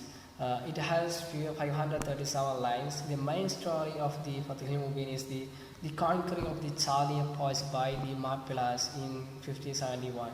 The author instructs us for every readers to pray for Jamori, because Jamori is belonging to the another religion, because he helped he assisting the Muslims, and he protect the Muslim peoples among the exploitation, among the harassments, like that. So the order of the Fathul Mubin instruct our wages to pray, so for supplicate for the Zamori's life, Zamori's successful life, like that. And Dr. M.A. Muhyiddin Khan translate to this Fathul Mubin to English, and he says that the Fathul Mubin is written in the year 1578 to 79 years, and now we can get the Fathul Mubin on the Jawahirul Ashar, which is written by the Abdul Qadir Khafari. And also there's many translation of the Fathul Mubin here. K.K. Muhammad Abdul Karim and Mangal Abdul Aziz Maulvi translate to Malayalam. So these are very notable works which is very influenced in every individual, and it is induce the confidence and induce the patriotism in each of the peoples among India and every Mappilas to agitating against the foreign colonials and encroachers.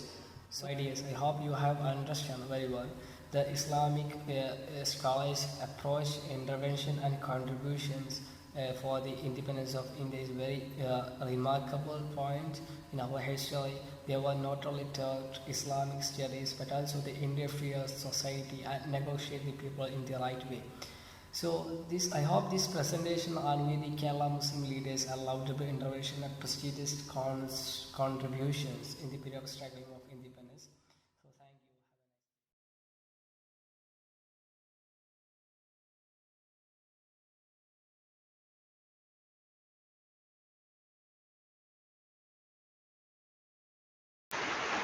അസ്സലാമു അലൈക്കും വറഹ്മത്തുള്ളാഹി വബറകാതുഹു. അൽഹംദുലില്ലാഹ്, നമ്മുടെ വിറാസിന് കീഴിൽ August 15 സ്വാതന്ത്ര്യ ദിനത്തോടനുബന്ധിച്ച് നടത്തപ്പെടുന്ന ദ ഗ്രേറ്റ് ഹിസ്റ്റോറിയ എന്ന വിർച്വൽ കോൺഫറൻസിലാണ് നാം ഇപ്പോൾ ഉള്ളത്. ഇതിലെ പ്രധാന വിഷയമായ ഇന്ത്യൻ ഫ്രീഡം സ്ട്രഗിൾ 1498 മുതൽ 1947 ഇന്ത്യക്ക് സ്വാതന്ത്ര്യം ലഭിക്കുന്നത് വരെയുള്ള കാലത്തിൻ്റെ ഇടയിൽ നമ്മുടെ ഇന്ത്യയിൽ നടന്നിട്ടുള്ള വ്യത്യസ്തമായിട്ടുള്ള ടോപ്പിക്കുകളെ നാം ചർച്ച ചെയ്യുകയാണ് നാം ഇതിലൂടെ ചെയ്തുകൊണ്ടിരിക്കുന്നത്. ഞാനിന്ന് നിങ്ങളുമായിട്ട് ചർച്ച ചെയ്യാൻ ഉദ്ദേശിക്കുന്നത്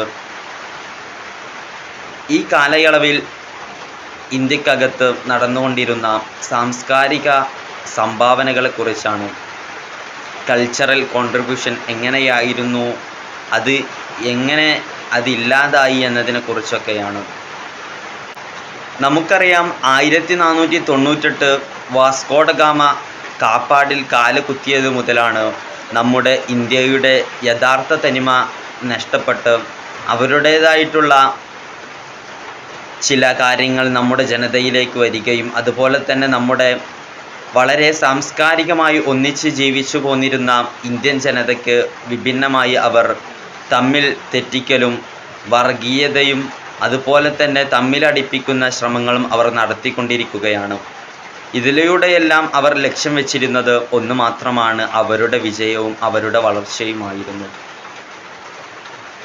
ഇതിൻ്റെ അവസാനം അവർ വിജയിക്കുക തന്നെയായിരുന്നു ചെയ്തിരുന്നത്. അവർക്കറിയാമായിരുന്നു ഇന്ത്യയുടെ സംസ്കാരം എത്രത്തോളം ചേർന്നിരിക്കുന്നു എന്നും അതിനെ എങ്ങനെയെല്ലാം അവർക്ക് പരാജയപ്പെടുത്താൻ സാധിക്കുകയെന്നും അവർ പഠിച്ച് അതിനുശേഷം മാത്രമാണ് അവർ അത് പയറ്റിയത്. ഇങ്ങനെ അവർ വർഗീയത ഉടലെടുത്ത് നമ്മുടെ ഇന്ത്യൻ ജനതയുടെ സംസ്കാരത്തെ ഇല്ലാതാക്കി കീറിമുറിച്ച് തമ്മിൽ തെറ്റിച്ച് മതത്തിൻ്റെ പേരിലും ജാതിയുടെ പേരിലും ഇങ്ങനെ തുടങ്ങി വർണ്ണവിവേചനങ്ങൾ അവർ ഇന്ത്യയിൽ ആരംഭം കുറിച്ചു. അതിലൂടെയാണ് അവർ ഇന്ത്യയിൽ വളരാൻ തുടങ്ങിയതും. അങ്ങനെ നമ്മുടെ സംസ്കാരത്തിൽ അവർ ഇടപെട്ട് സംസ്കാരം ഇല്ലാതാക്കി വീണ്ടും അവർ മുന്നോട്ട് കുതിക്കുന്ന അവസരത്തിലാണ് ചില നേതാക്കന്മാർക്ക് അതിൻ്റെ എല്ലാം യാഥാർത്ഥ്യത തിരിച്ചറിഞ്ഞ് അവർ പെരുമാറാൻ തുടങ്ങിയത്. ഇന്ത്യ സ്വതന്ത്രമാകണമെങ്കിൽ ഒരൊറ്റ കാര്യം മാത്രമാണ് ഇനി വിജയിക്കാൻ പോകുന്നത്. അതെന്താണെന്ന് വെച്ചാൽ ഇന്ത്യൻ യഥാർത്ഥ സംസ്കാരത്തെ തിരിച്ചു കൊണ്ടുവരലാണ്. ഇന്ത്യയിൽ ഇല്ലാണ്ട് പോയ അല്ലെങ്കിൽ അവർ ഇല്ലാണ്ടാക്കിയ സംസ്കാരത്തെ തിരിച്ചു കൊണ്ടുവരലാണ് യഥാർത്ഥമായിട്ടുള്ള ഒരു പരിഹാരമെന്ന് നിർദ്ദേശിച്ചു. അതിലൂടെയാണ് 1947 ഓഗസ്റ്റ് 15 ഇന്ത്യക്ക് സ്വാതന്ത്ര്യം ലഭിച്ചതും. ഇങ്ങനെ ഇന്ത്യയിൽ അന്നുണ്ടായിരുന്ന സാംസ്കാരികമായിട്ടുള്ള ഒട്ടേറെ സംഭാവനകൾ നമുക്ക് ചരിത്രത്തിൽ നിന്ന് എടുത്തു വായിക്കാൻ സാധിക്കും. അതിൽ പ്രധാനപ്പെട്ടതാണ് മുസ്ലിം സംഭാവനകൾ. സാംസ്കാരികമായിട്ടും അല്ലാതെയും മുസ്ലിങ്ങൾ ധാരാളമായിട്ടുള്ള കാര്യങ്ങൾ ഇന്ത്യൻ സ്വാതന്ത്ര്യ സമരത്തിന് വേണ്ടി ചെയ്തിട്ടുണ്ട്. എന്നാൽ അതെല്ലാം പല ചരിത്രവും മറക്കപ്പെട്ടിരിക്കുകയാണ്. നമ്മളെല്ലാം അത് ഉൾക്കൊള്ളേണ്ട അല്ലെങ്കിൽ അറിഞ്ഞിരിക്കേണ്ടത് അനിവാര്യം തന്നെയാണ്. അതുകൊണ്ട് തന്നെയാണ് ഞാൻ ഈ വിഷയം തിരഞ്ഞെടുത്തിരിക്കുന്നതും. നമുക്കറിയാം, ഇന്ത്യൻ സംസ്കാരത്തിന് നൽകിയിട്ടുള്ള മുസ്ലിങ്ങളുടെ സംഭാവനകൾ ഒട്ടേറെയുണ്ട്. അതിൽ പ്രധാനപ്പെട്ടതാണ് ഉറുദു എന്ന ഭാഷയുടെയും താജ്മഹൽ, ചെങ്കോട്ട ഇങ്ങനെ തുടങ്ങി ഒട്ടനവധി സ്മാരകങ്ങളുടെയും, ഇനി അതല്ലെങ്കിൽ കവിത, പിന്നെ അതുപോലെ തന്നെ സാഹിത്യപരമായിട്ടുള്ള ധാരാളം സംഭാവനകൾ നൽകിയിട്ടുണ്ട്. ചിത്രകല, വാസ്തുവിദ്യ, ഗണിതം ഇങ്ങനെ തുടങ്ങി എത്രയോ നാം എല്ലാം അറിഞ്ഞതും അറിയാത്തതുമായിട്ടുള്ള സംഭാവന മുസ്ലിം പക്ഷത്തു നിന്ന് ഉണ്ടായിട്ടുണ്ട്. ആദ്യകാലത്ത് ഇന്ത്യയിൽ നിലനിന്നിരുന്ന സതി, മറ്റ് അനാചാരമായിട്ടുള്ള പ്രവർത്തനങ്ങൾ ഇതെല്ലാം നിരോധിച്ചതിന് പിന്നിൽ യഥാർത്ഥത്തിൽ മുസ്ലിങ്ങളായിരുന്നു. പക്ഷേ അത് ചരിത്രത്തിൽ മറക്കപ്പെട്ടിരിക്കുകയാണ്. നമുക്കറിയാം സതി നിരോധിച്ചത് ആരെന്ന് ചോദിച്ചാൽ നാം പറയുന്നത് അത് രാജാറാം മോഹൻ റായി ആയിരുന്നു എന്നാണ്. എന്നാൽ സത്യത്തിൽ അതിൻ്റെയെല്ലാം അടിസ്ഥാനപരമായി അതിൻ്റെയെല്ലാം ആദ്യകാലത്ത് തന്നെ അതിനെതിരെ പ്രക്ഷോഭിച്ചത് സർ സയ്യിദ് അഹമ്മദ് ഖാനും മുഹമ്മദ് അലി ജിന്ന പോലുള്ള മുസ്ലിം പണ്ഡിതന്മാരായിരുന്നു ഇതിനെല്ലാം പിന്നിൽ. പ്രത്യേകിച്ച് നാം കേരളത്തിൻ്റെ സാംസ്കാരിക ചരിത്രമെടുത്ത് പരിശോധിക്കുകയാണെങ്കിൽ നമുക്ക് മനസ്സിലാകും, മമ്പുറം തങ്ങളും ഉമർ ഖാദിയും സൈനുദ്ദീൻ മഖ്ദൂമുമാരുമെല്ലാം നമ്മുടെ കേരളത്തിൻ്റെ ജനതയുടെ ഒന്നിപ്പിന് വേണ്ടി പോരാടിയ ചരിത്രങ്ങൾ ഇന്നും അത് പൊന്നാനിയുടെ ചരിത്രത്തിൽ വളരെ വ്യക്തമായി തന്നെ കാണപ്പെടുന്ന ഒന്നാണല്ലോ. ഇന്ത്യൻ സാംസ്കാരിക ചരിത്രത്തിൻ്റെ മറ്റൊരു പ്രധാനപ്പെട്ടൊരു ഭാഗമാണ് സൂഫികളുടെ സംഭാവനകൾ. നമുക്കറിയാം സൂഫിസം ഇന്ത്യയിൽ ഉണ്ടാക്കിത്തന്ന മുന്നേറ്റങ്ങളെല്ലാം തന്നെ വളരെ ശ്രദ്ധേയമാണല്ലോ. അവരുടെ രചനകളും സാഹിത്യങ്ങളും അവരുടെ മറ്റെല്ലാ പ്രവർത്തനങ്ങളും ഇന്ത്യൻ ജനതയുടെ ഒന്നിപ്പിന് കാരണമായിട്ടുണ്ട്. പ്രത്യേകിച്ച് അവരുടെ ഗാൻഗാഹുകൾ സമൂഹത്തിലെ ഏത് ജനതക്കും എപ്പോൾ വേണമെങ്കിലും കയറി ചെല്ലാവുന്ന ഒരു ആശാ കേന്ദ്രമായിരുന്നു അവരുടെ ഗാൻഗാഹുകൾ. വളരെ ലളിതമായി ജീവിതം നയിച്ച് വളരെ ദരിദ്രന്മാരായിട്ട് ജീവിച്ച് മറ്റുള്ളവർക്ക് ഒരു മാതൃകാപരമായിട്ടുള്ള രീതിയിലായിരുന്നു അവരുടെ ജീവിതമെല്ലാം തന്നെ. ആർഭാടമോ രാജാക്കന്മാരായിട്ടുള്ള അധിക അടുപ്പവും അവരുടെ സമ്മാനങ്ങൾ കൈപ്പറ്റുക എന്ന ഒരു തന്ത്രങ്ങളും അവർക്കുണ്ടായിരുന്നില്ല. മറിച്ച് അവർ എല്ലാം കണ്ടത് ജനക്ഷേമവും ജനങ്ങളുടെ ഒന്നിപ്പും മറ്റുള്ള ബ്രിട്ടീഷുകാരുടെ ചൂഷണത്തിനെതിരായിട്ടുള്ള പ്രവർത്തനങ്ങളിൽ അവരും ഒരു പങ്കുകാരായിരുന്നു. എത്രത്തോളം എന്നാൽ ഹിന്ദു മുസ്ലിം ക്രിസ്ത്യൻ എന്നിങ്ങനെ തമ്മിലടിപ്പിക്കുന്ന രീതിയിൽ ബ്രിട്ടീഷുകാർ പ്രവർത്തനം ആരംഭിച്ചപ്പോൾ അതിനെല്ലാമെതിരെ പോരാടിയത് അതിനെല്ലാമെതിരെ ശബ്ദിച്ചത് അത് സൂഫി പണ്ഡിതന്മാരായിരുന്നു. ഈ സൂഫി പണ്ഡിതന്മാർ രചനകൾ അതിനെല്ലാം എതിരെ ശബ്ദിച്ചു. അവരെല്ലാം പഠിപ്പിച്ചത് നമ്മൾ മതങ്ങളായിട്ട് വർഗവിവേചനങ്ങൾ പാടില്ല, പകരം എല്ലാ മതവും ഒരേ ദൈവത്തെ തന്നെയാണ് എല്ലാവരും ഒറ്റ ദൈവത്തെ തന്നെയാണ് ആരാധിക്കുന്നതും. അതുകൊണ്ട് തന്നെ നമ്മൾ തമ്മിലടിച്ചിട്ട് ഒരു കാര്യവുമില്ല. നമ്മൾ നമ്മുടെ എല്ലാം നല്ല രൂപത്തിന് നമ്മുടെ ജീവിതത്തിന് വേണ്ടിയിട്ടാണ് നാം പ്രവർത്തിക്കേണ്ടത്. നമുക്കറിയാം സ്വാമി മഹർഷിൻ്റെ ഭവിഷ്യപുരാണത്തിലും അതുപോലെ തന്നെ വേദങ്ങളിലുമെല്ലാം മുത്തുനബി സല്ലല്ലാഹു അലൈഹി വസല്ലമയെ കുറിച്ച് പരാമർശിച്ചിട്ടുണ്ട്. അതിൻ്റെ യഥാർത്ഥമായിട്ടുള്ള ഒരു ഉദാഹരണമാണ് സ്വാമി മഹർഷിൻ്റെ ഭവിഷ്യപുരാണത്തിലുള്ളത്. അതിങ്ങനെയാണ് പറയുന്നത്: ഏതസ്മിന്നന്തരേ മ്ലേച്ഛ ആചാരണ്യ സമന്യത മഹാമത ഇദിക്യാത ശിഷ്യദാഗ സമന്യതേ. ഇങ്ങനെ തുടങ്ങി അവസാനമായിട്ട് മഹർഷി ഇങ്ങനെയാണ് പറയുന്നത്: നമസ്തേ ഗിരിജനാത് മരുസ്ഥല നിവാസിതേ. ഇതിൻ്റെ ആശയം ഇങ്ങനെയാണ്: ഒരു വിദേശിയായ ആത്മീയ ഗുരു തൻ്റെ ശിഷ്യന്മാരോടൊപ്പം പ്രത്യക്ഷപ്പെടുമെന്നും അദ്ദേഹത്തിൻ്റെ നാമം മുഹമ്മദ് എന്നായിരിക്കുമെന്നും അദ്ദേഹം ഗംഗാനദിയിൽ എല്ലാവരുടെയും പാപങ്ങൾ ഒഴുക്കിക്കളയുമെന്നും അദ്ദേഹം ജനങ്ങൾക്ക് ഭക്തിയും ധാരാളം നല്ലതായ പ്രവർത്തനങ്ങളും വേണ്ടി പ്രേരിപ്പിക്കുകയുമെന്ന് കൽപ്പിക്കുന്നവരുമായിരിക്കുമെന്നാണ് ഈ വരികളുടെ ആശയം പറയുന്നത്. ഇതിലൂടെയെല്ലാം നമുക്ക് മനസ്സിലാകാം നമ്മുടെ ഐക്യം എത്രത്തോളം ഉണ്ടായിരുന്നു അക്കാലത്ത് എന്ന്. ഇത്രത്തോളം അവർ എഴുതപ്പെട്ടെങ്കിൽ ജനതകളുടെ ഐക്യത്തിന് വേണ്ടിയായിരുന്നു ഇതെല്ലാം അവരെല്ലാം ചെയ്തിരുന്നത്. ഇങ്ങനെ തുടങ്ങിയ ഒട്ടനവധി ഉദാഹരണങ്ങൾ നമുക്ക് ചരിത്രം പരതിയാൽ കാണാൻ സാധിക്കും. ആദ്യകാലത്ത് ഇന്ത്യയിൽ നിലനിന്നിരുന്നത് ഡ്യൂട്ടി ഫസ്റ്റ് വാല്യൂ സിസ്റ്റമായിരുന്നു. എന്നുവെച്ചാൽ വളരെ സൗഹാർദ്ദപൂർവമായിട്ട് ജനങ്ങൾ വസിക്കുന്ന ഒരു ക്രമമായിരുന്നു ഇന്ത്യയിൽ ഉണ്ടായിരുന്നത്. എന്നാൽ ഞാൻ മുമ്പ് പറഞ്ഞതുപോലെ ബ്രിട്ടീഷുകാരുടെ വരവോട് കൂടിയാണ് ഇതില്ലാതാക്കിയത്. ഇതെല്ലാം തന്നെ ഇന്ത്യൻ ജനതയുടെ ഇല്ലായ്മയ്ക്ക് വേണ്ടിയായിരുന്നു അവർ ചെയ്തു കൂട്ടിയിരുന്നത്. എന്നാൽ ഇതിൻ്റെ യഥാർത്ഥമായിട്ടുള്ള ദൂഷ്യഫലം മനസ്സിലാക്കി എല്ലാവരും ഒരുമിച്ച് ചേർന്നുകൊണ്ട് ഇന്ത്യൻ സമരത്തിന് ഐക്യദാർഢ്യം പ്രഖ്യാപിച്ചുകൊണ്ടായിരുന്നു അവർ മുന്നോട്ട് ഇറങ്ങിയത്. അതുകൊണ്ട് തന്നെയാണ് 1947 ഓഗസ്റ്റ് 15 അർദ്ധരാത്രിക്ക് ഇന്ത്യൻ സ്വാതന്ത്ര്യം ലഭിക്കാനുള്ള മുഖ്യ കാരണവും. മുസ്ലിം പക്ഷത്തിൻ്റെ ഒട്ടേറെ സംഭാവനകൾ ഇനിയും എത്രയോ പറയേണ്ടതുണ്ട്. മാപ്പിള കലാപം എന്നറിയപ്പെടുന്ന മലബാർ കലാപവും ഈ മുസ്ലിം സ്വാതന്ത്ര്യത്തിലേക്കുള്ള മുസ്ലിം സംഭാവനകളുടെ വലിയൊരു ഭാഗം തന്നെയാണ്.